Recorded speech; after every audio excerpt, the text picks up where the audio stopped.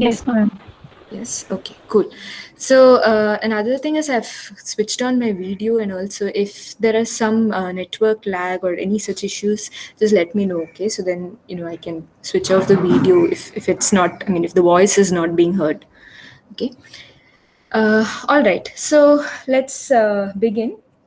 And yesterday we started off with the first set of problems in AI, what are called these search problems.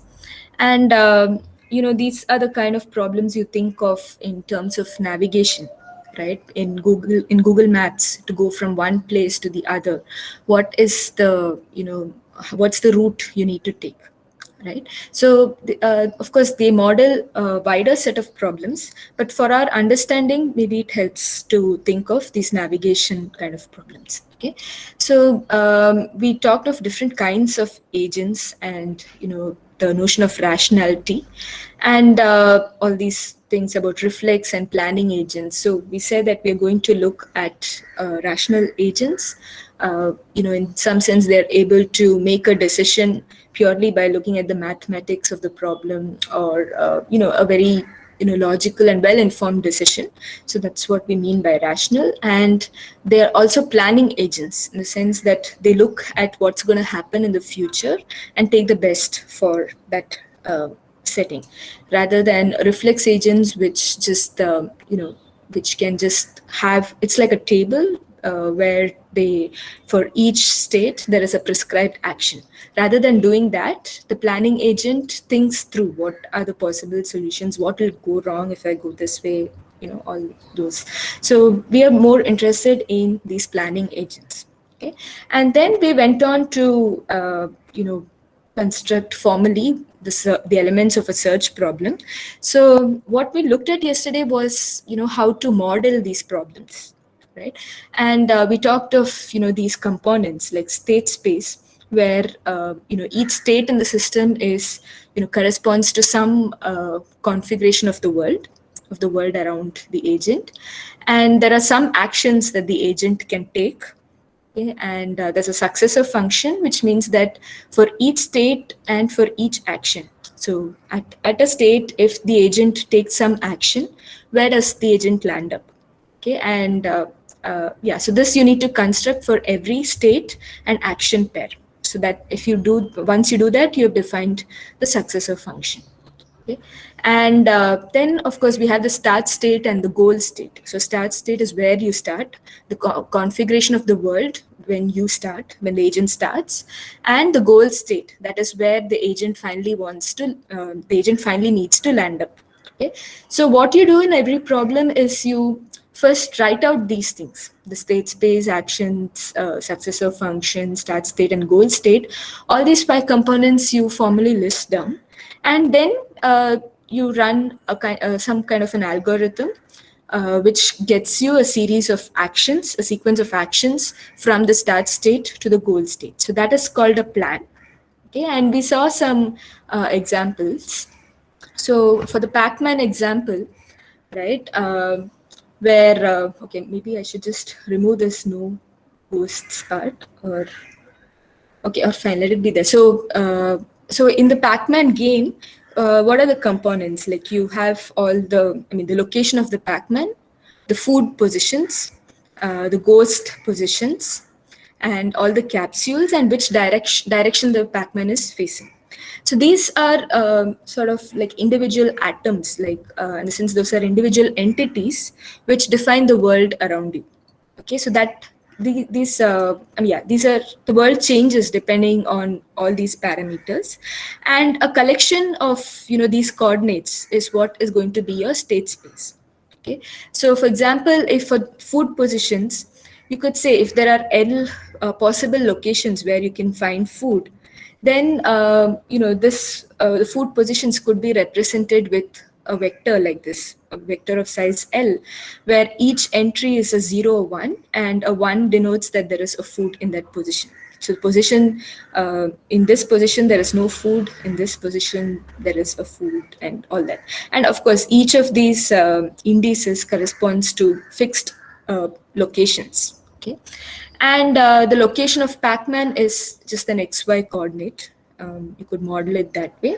Or, you could also model it in the way of, having all possible locations. And, you could also use some representation like this, but that could be an overkill because you don't need, such a huge vector to know the location, right? Just two numbers is enough. Okay, so many of these things are a matter of choice. Okay, like how what are the things you include in your state space and how you actually represent them. This is a matter of choice. Okay, now suppose it was the game. I mean, so for the case of, most general Pac-Man, you'll have all these components. But suppose there were no ghosts and you had only the eat all food particles. Okay, if that was the game. Okay, in the first class, I also showed you that kind of configuration where there are many dots, and the only objective is to cover all the food particles. Okay, so in that case, these ghost positions, this need not be there, right? Because it's not adding value. So only these, this would be there, this would be there, the positions of the capsules and facing direction. Okay.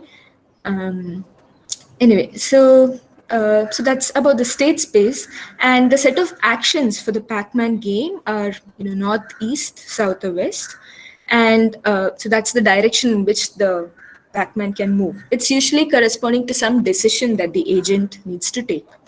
Okay, and then we had the successor function, which tells you that in each state, if you take an action, where do you land up?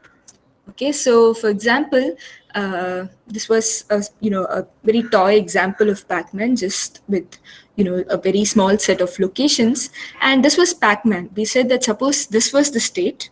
Now, if Pac-Man moves east, so east is the action. Suppose he takes an action in the east, then what happens is he moves one step ahead, and this is going to be the new configuration. So in some sense, this is going to be the new state. Okay, so in the successor function, you will have an entry which says that for S1, if the action E is taken, you get state S2. Okay, and so like that, you will have a list of all possible states, all possible actions, and corresponding to that, you'll have a final outcome, an outcome corresponding to that state and that action.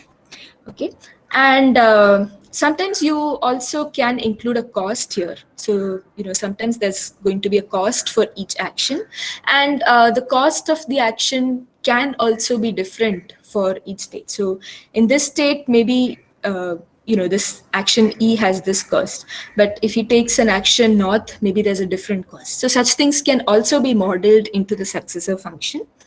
Okay, but however, for now, let's just look at the case where you don't have costs, in the sense that all actions have the same cost. Okay, okay, so that's about the successor function. So if you're asked to, when you have to write the successor function, you need to construct this function for all possible states and all possible actions, okay, which are valid at that state.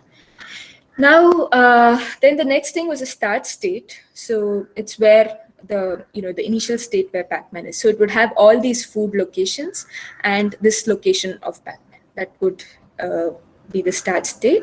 And of course, the coordinates corresponding to this. So the direction where Pac-Man is looking, so that is facing right. Okay?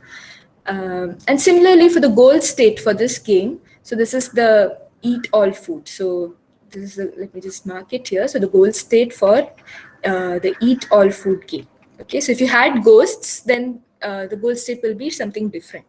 Okay, so the goal state for this game is something like this. Pac-Man can be anywhere on the board, and there are no food particles remaining. Okay, so this was how we constructed, the search problem for the Pac-Man example. And we also saw this example of a route, finding a route from IIT to the Chapora fort. Okay, if you're given a map of all these routes, how do you model this problem? Okay, so here this was a case where all the states corresponded to the locations, and the actions corresponded to the roads. And the start state was IIT, the goal state was Chapora, and the successor function told you that if you are in a state and if you take this road, where do you land up? Which location do you land up? Okay, so that way you could construct this for all possible states and actions. Okay, So here the expected output or the plan that the search problem that you want the search problem to give you is a sequence of roads. Okay, so sequence of roads. So in this case, the actions are all the roads. A sequence of roads which take you from IIT to Chapora. Okay, so yeah, this is just a recap of yesterday's class. And one more thing is there can be multiple plans. Okay, so it's not that there's just a single plan. It's not that there's just a single sequence of actions to reach the goal. There can be multiple multiple sequences, but what you're interested in is at least one plan. Okay, you want some plan. Okay, so this is a recap. So are there any questions? Has this been clear? Any questions from yesterday?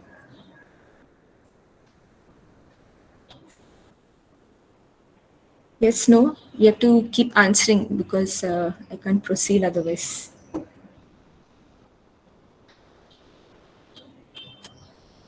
No, ma'am. Okay, good. Fine. So now, so we have defined the search problem now. And the next thing is, there's another way to visualize these, the search problems, whatever that you defined, whatever we defined yesterday. This is using graphs. Okay, so graphs is something that everybody likes because there's a visual representation for it.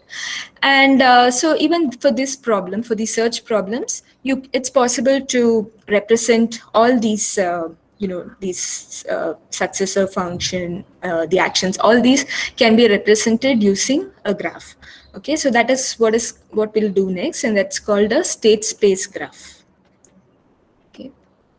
So many of these algorithms are easier to understand with these different representations. Okay, so that's the reason why we get into these alternate representations. So state space graph is actually it's a compact representation of the successor function. Okay, remember the successor function took a state, an action, and formed a new state. So it is just a graphical representation of that.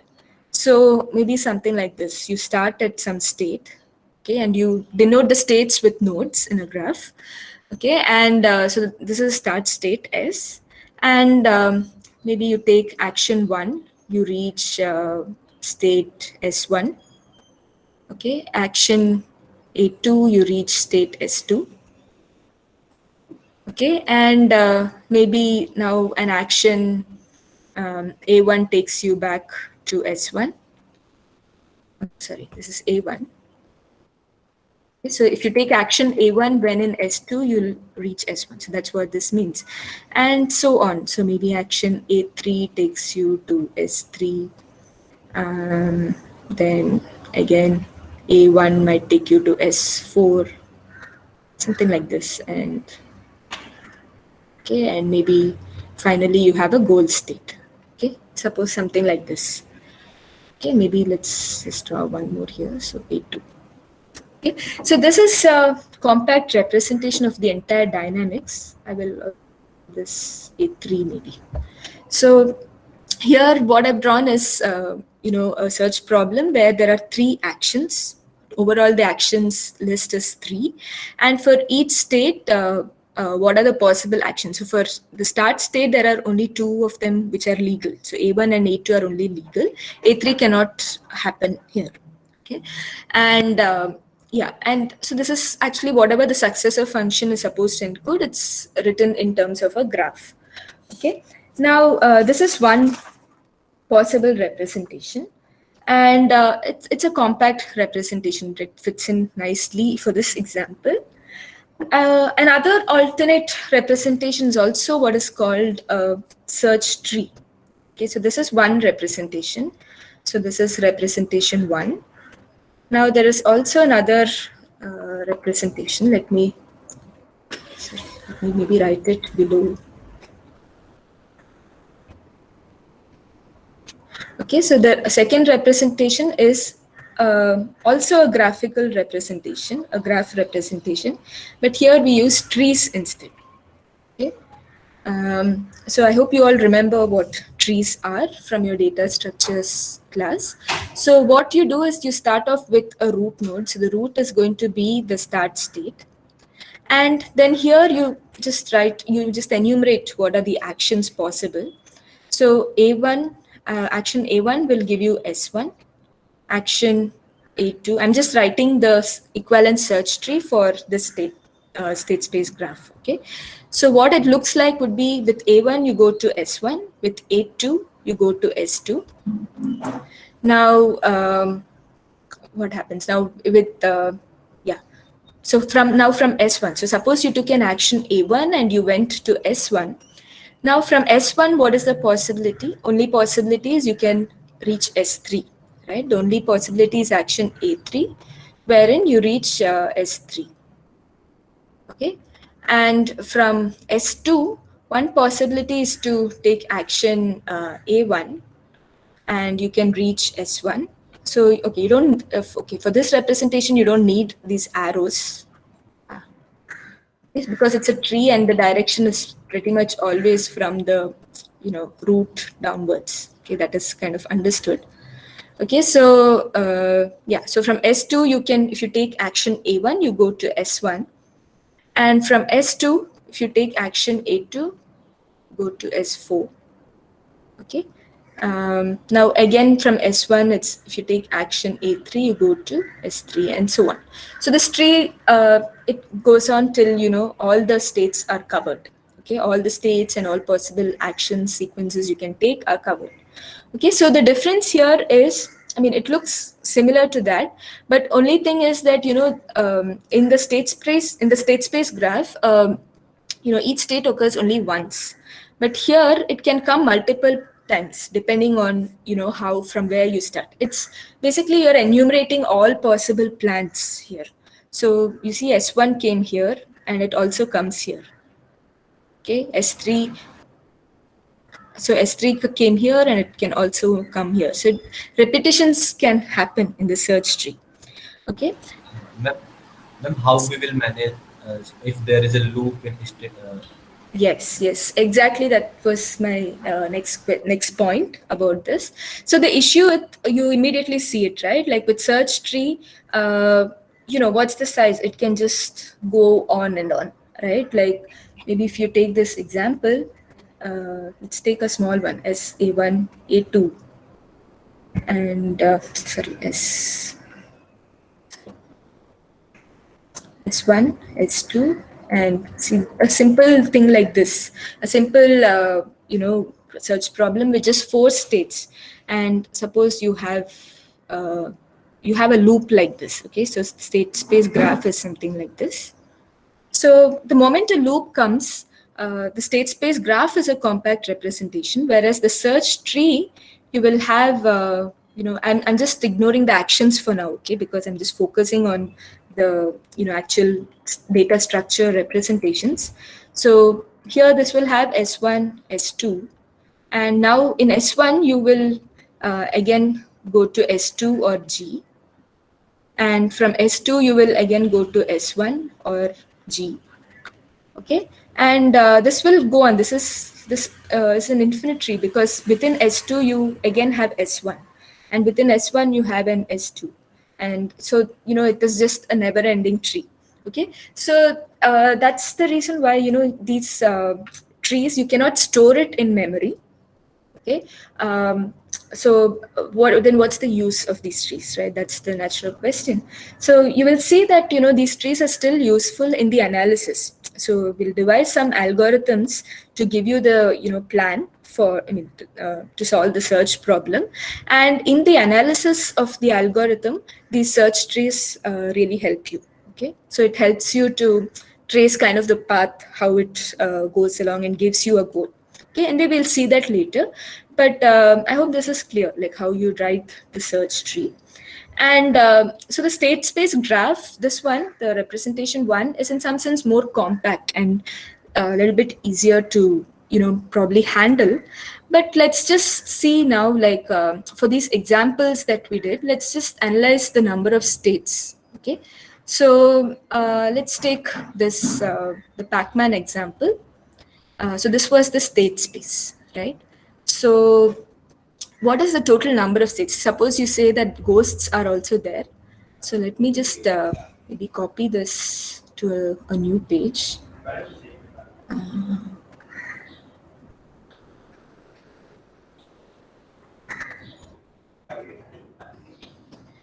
So this was the Pac-Man example. And so just going back to this example, so suppose I tell you that, there are 100 possible locations. Okay. And where Pac-Man can be, 100 possible locations for Pac-Man. And for food, maybe there are some 50 possible places. It's all scattered around the board, and so there are 50 possible locations for food. And the ghost also can be in these 100 locations. So maybe 100 possible locations for Pac-Man and ghost. And suppose there's just one ghost. Okay, so one ghost. We get this right. This means there's one ghost, 50 possible locations of food, and for capsules maybe there are 10 possible locations. Okay, so suppose you're designing the Pac-Man game like this. Okay, 10 possible locations for the capsules.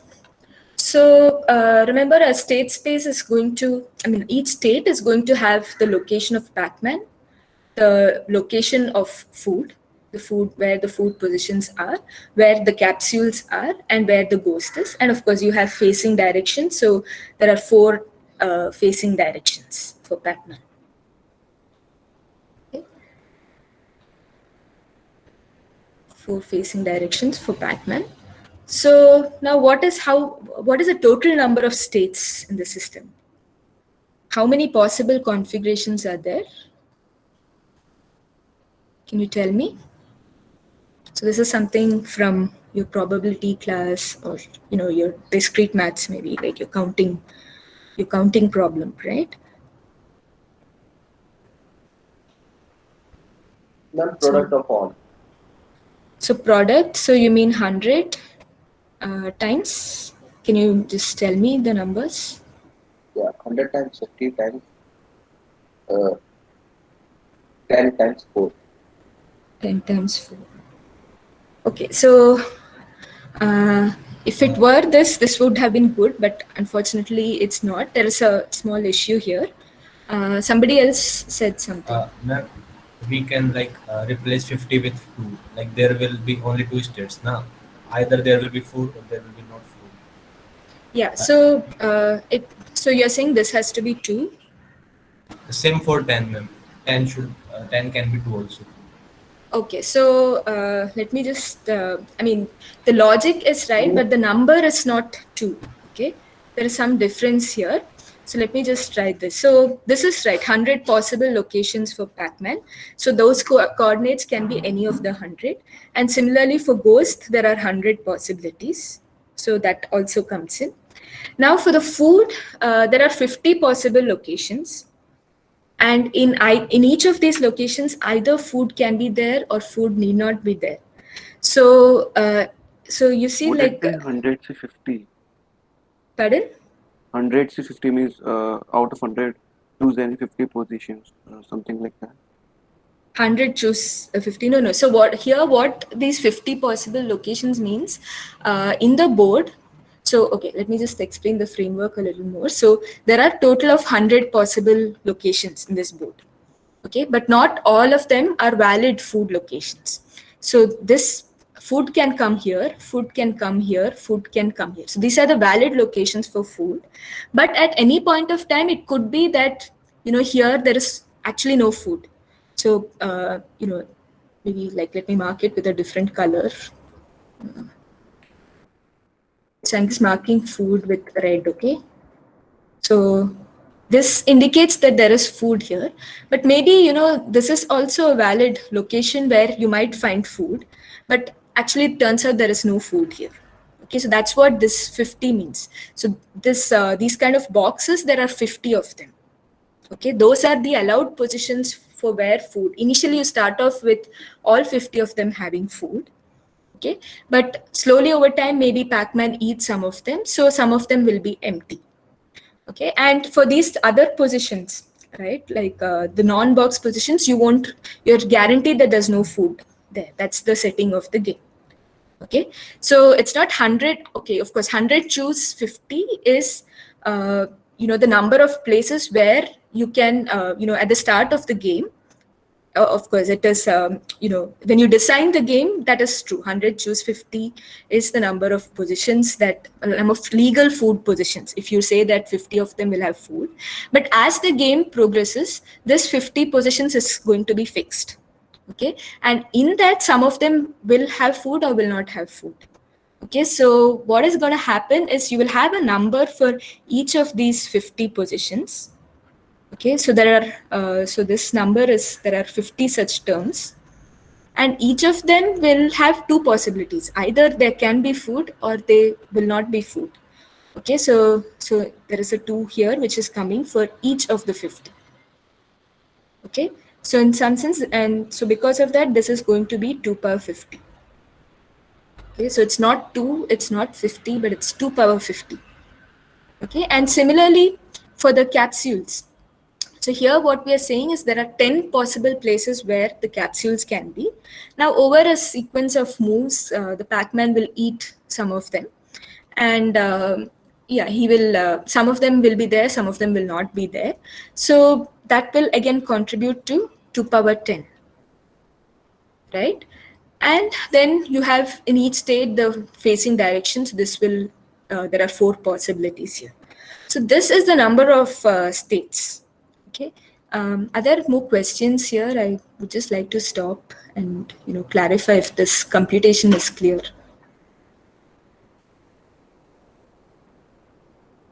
Yes, ma'am. It's clear? Oh, shit. Okay. So who answered last 2 times? Like there were 2 people who tried to do this. I don't see the names because I'm on the other side. One was me. Raghavendra. Okay. Is it clear how this computation happens? Yes, ma'am. Yes. Okay.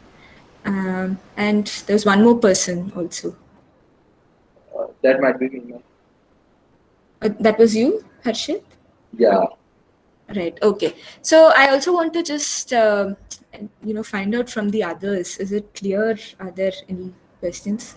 Okay, Harshit, you had written here 2 power 50, right? It's clear. Aditya, yes. Manshu, clear. Okay. What about Rohit? Is clear? Yes. Okay. I want to also hear from some of the girls. They're very quiet today. Cyril says it's clear. Yes. Yes. Okay. Okay. Kushbu, is it clear to you?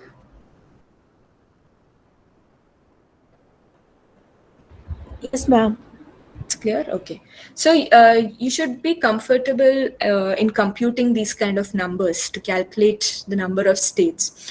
Okay. So this is actually a huge issue. So even you are not writing in so many. I mean, there are not so much information that you're capturing in the states. It seems like just 5 entities. But if you are going to think of all possible states, this number is really huge. Okay. So this is the number of states. Okay, and this typically, I mean, this is a it's a toy problem, but even then, the states are just blowing up like this. And for real problems, you cannot even expect to have all these states fitting into memory. So in that sense, even the state space graph, I mean, search tree, we saw that the search tree can be large, it can blow up to infinity. But the state space graph also in that sense is limited in how much you can store in memory, because there are a huge number of states coming in, and that itself will not fit into memory.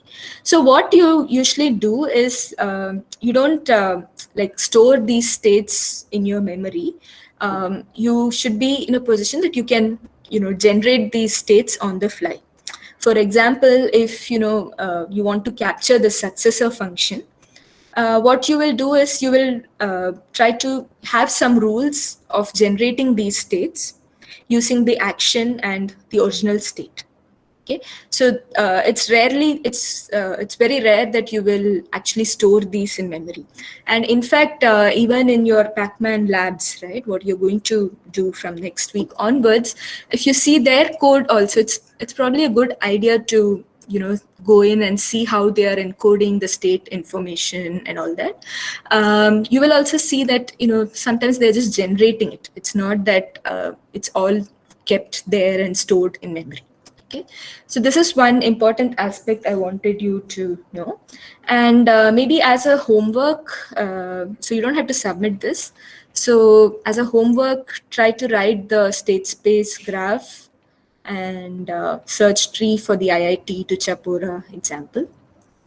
A state space graph and search tree and search tree for IIT to Chapora routing example. Okay.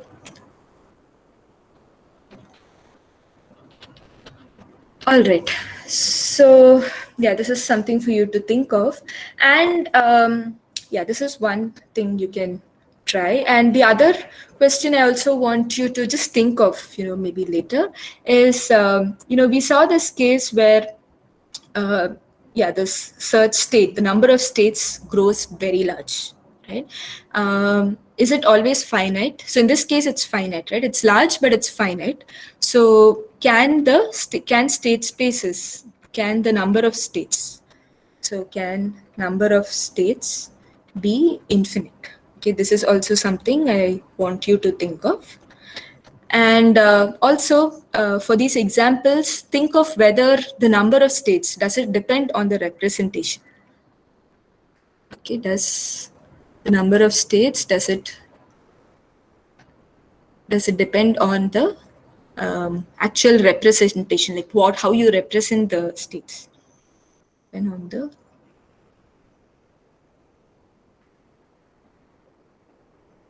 So what I mean is, like, yesterday I was telling you, like, for these food positions, you can either represent it using a vector, or you could represent it using a sparse list, right? A list of coordinates, and only few of them, there'll be a few of them which say that there is food there. And wherever there is no food, you don't include it in that list. So if you instead went with that representation, what happens? Does the number of states, does that remain the same, or does that change? So these are some things for you to think through later. Okay, so let's move on now. Are there any questions, anything that's lingering? Because I want you all to understand these things really well. Okay, because we're going to build on these states and actions and all of it. Yes, so yeah, please stop me in case there are questions.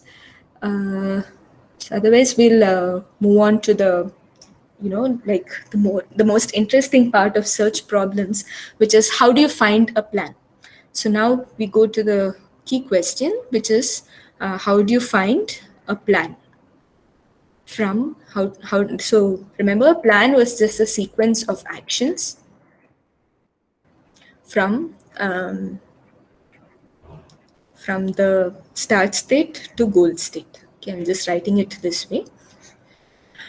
Okay, so here is where some of your, whatever you learned in the data structures course really helps. Okay, so I was talking to, I think, Umang in the beginning of the class, like, I guess for your interviews and all, they ask data structures. And here also, there is a prerequisite of data structures. So it's like really useful. Those are like kind of the fundamental subjects.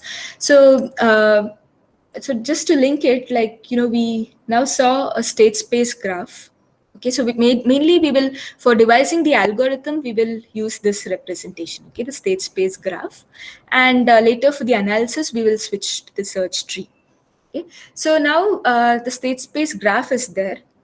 You have done some graph algorithms in your data structures course. And so does anything strike? Like, how can you get from the start state to the goal state? Right? Does anything strike you? Then we can use DFS. DFS, right? So exactly. So you start from the start state, and then you keep going deeper into the graph, right? Until you hit a goal. So in the data structures course, I don't know, like how the graphs that you saw, did it have? I mean, you probably these actions and all are probably new, right? You would have just seen the graph with these edges, and I don't know, maybe you can tell me like what you saw in the data structures class in DFS. How did you do it? We had a adjacency list or a adjacency matrix to represent the graph. You had an adjacency matrix, okay. And so the adjacency matrix, okay, so it encoded exactly like what edges, right? For each vertex, you had a row probably of ones or zeros, right? Yeah, and each cell has the weight for the edge. Each cell has a weight for the edge. Okay. So you also found a cost, I mean, a weighted path, and you were also able to get the overall cost. Is that what you're saying? Yeah, if it was non-weighted graph, then it was a Boolean cell. Like if there is a edge, it will be true. Ma'am, for cost, we can use BFS now. Like DFS is to like find out connected components. Yeah. Like it's Yeah, actually, both BFS and DFS, ideally, it was started off to, find the, from where, I mean, like a connection, like where all you can reach from a start. Okay, and then sometimes you can modify it for the weighted graphs to, find maybe some kind of a shortest path also. You can adapt it. So, pardon? We can use the extra well-known for that. Yeah, so Dijkstra the purpose is entirely to find the shortest path. So one thing is here, you don't have, there are no costs at the moment. So all these edges have a cost of, you can think of it as a cost of 1. And right now we are just interested in finding a goal node, like finding a sequence of actions, these A1, A3. So one sequence for this example, one plan. So the plans possible are A1, A3, A2. So your whatever algorithm you use should give you this A1, A3, A2, or it can give you something like A2, A2, A3. And there is this path also, right? A1, A3, A1, A3, right? So A1, A3, A1, A3. Okay, so this is what we want from the DFS or BFS or whatever you write, whatever search algorithms you write. So in some sense, there will be a slight modification to whatever you've learned, but the essential ideas are the same. Okay, so let us maybe just start off with the DFS algorithms. So DFS is, you all know, it's depth first search. Okay, and yeah. So, so here there are some data structures that are useful, right, for the implementation, right? Because you need to keep track of what you visited and how you want to proceed through the graph. Okay, so maybe let's just take one example.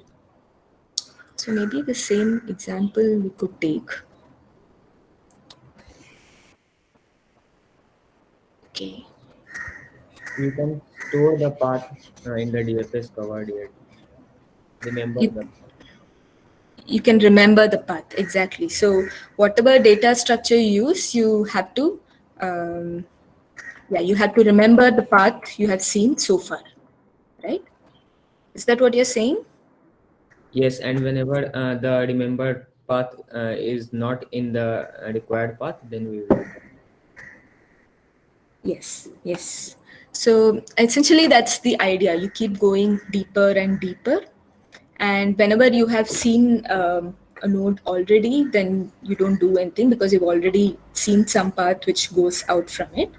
Okay, so here let us see. So the building block here is actually a stack, right? So do you all remember what a stack is? yes, ma'am. Yes, so can you tell me what is a stack? Last in, first out. Yeah. last in, first out, right? So it's like how you keep plates one on top of the other. So if this is your, place where you stack your plates, so you keep pushing in here. So if you push items like this, so if these are pushed in this way. Now when you try to remove items from here, the first item which comes out is D, and then you will take out C in that manner. Okay, so it's a last in, first out data structure. And so let's start over here. So let's just do one run of what a DFS algorithm is supposed to do. So you start with S. Okay, so your first stack configuration looks like this. You have the start state. Okay, and now you come back.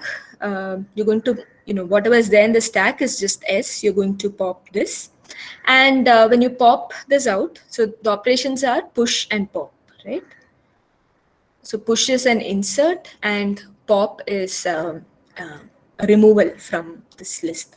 Okay, so so you have already, initially you would just push the start state, and then you do a sequence of operations as long as your stack is non-empty, and you push out you pop out S.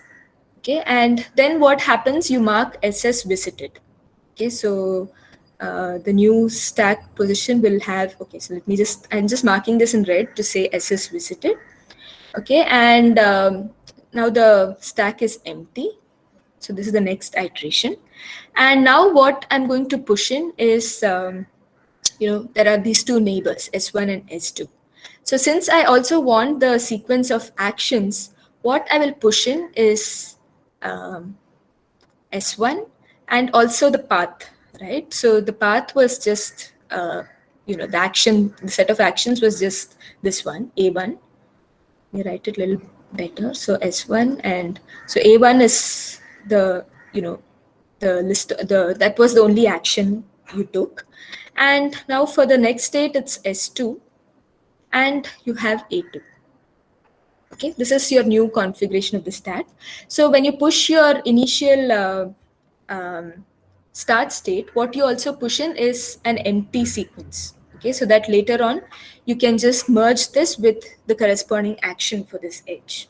Okay, so now this is the stack, and the next step is to pop from here. So you are going to pop this one, S2, and so what's going to happen is this is going to be visited, right? So what you're going to be left with is S1, A1.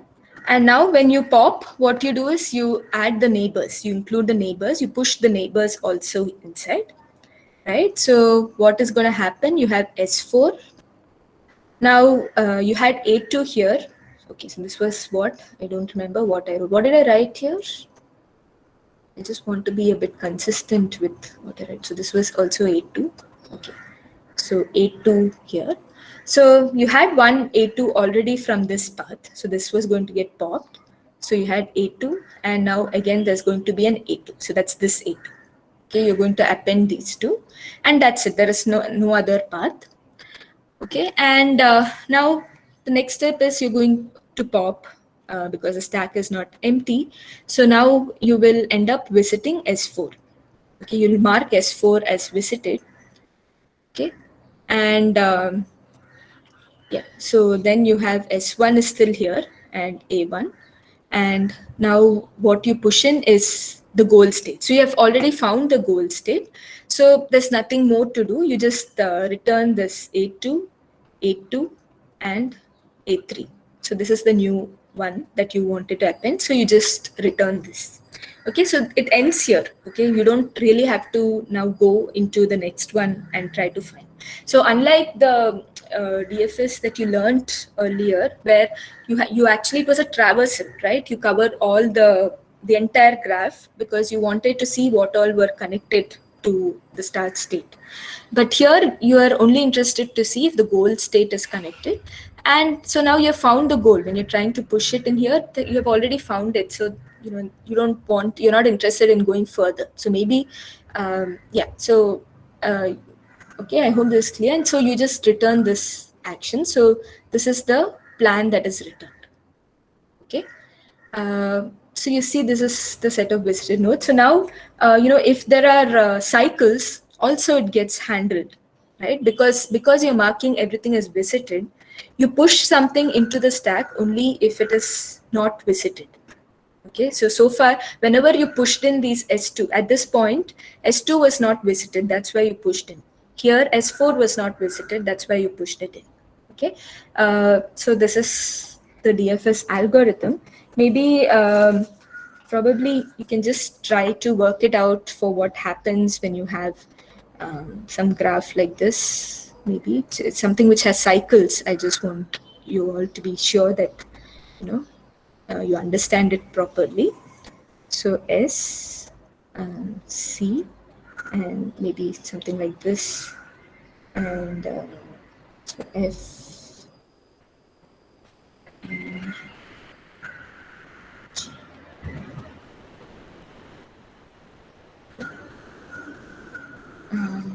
Yeah, let's do it this way, and maybe these actions can be anything: A1, A2, A4, maybe A2. I'm just putting it randomly, okay? There's no particular this thing. I just wanted this cycle to be there. A4, A5, A6. Okay. So just try this out later for you as a homework. I mean, again, you don't have to submit. So, okay, I don't know if I have a few minutes to just formally write the algorithm, whatever steps we just did now. Do you have a class after this? So this is just probably going to take about 3-4 minutes. No, Okay. ma'am. No class? Okay, so maybe let me just wrap up with this algorithm. So what you maintain is a visited list, okay, so which is initialized to, it's an empty list. And then you have a stack, okay, so there's a stack L, so let me call it L, so because it's also a list after all, okay. And so this is some initialization operations you do. And the first thing is you push the start state. So that's what we did. Okay, so this S is the start state and we pushed it. And then what you do is a sequence of operations while L is not empty. Okay, so while the stack is not empty, what you will do is you pop, right? So that's the first thing you do in all these things. In this run, we just popped from the stack. So here what you pop is a state. So maybe let me call it cur state and the path so far. Okay, so path so far. So these are popped from the stack. Okay, and then you see if the cur state is visited. So anyway, if cur state not in visited, you do some series of actions. So out of that, what you do is first you add it, visited, you append it. So I'm defining this as a list. So you append the cur state. Okay. Then what do we do after this? So this comes here, right? Okay. And what do you do after this? L dot push to neighborhood nodes. Neighbors, right? Yeah. So for each neighbor n in neighbors, let me call it let me just call it n. Okay, neighbors of the current state. So first thing what you can do is, now if you reached a goal, so if the neighbor was a goal state itself, then there is nothing to be done. So if n is the goal state, so if n equal to g, so g is the goal state, okay? So if n is the goal state, then what you do is you just return. So here, okay, you're going to have for each n and the action, the corresponding action for which makes you reach the neighbor. Okay, so what you return is path so far, and so that appended with. So I'm just writing it like this, okay, plus the action. So this is, it's you can think of it as a string, okay, but ultimately you want this kind of action. So A1, A2, A2 are there, and you are appending A3 to it. Okay, so that's what this plus means. I hope the interpretation is clear. Okay, so if you found a goal state, you just return, nothing else to be done. Now, if the neighbor is not in visited, if the neighbor was already visited, then also nothing to be done. Otherwise, if it's not visited, then what you do is you push, right? You push the neighbor, and again this thing, the path so far plus A. Okay, so this is what you will push into the stack, and this goes on. So it will terminate once you find the goal state. Okay, so this is the algorithm for DFS, and yeah, this is sorry.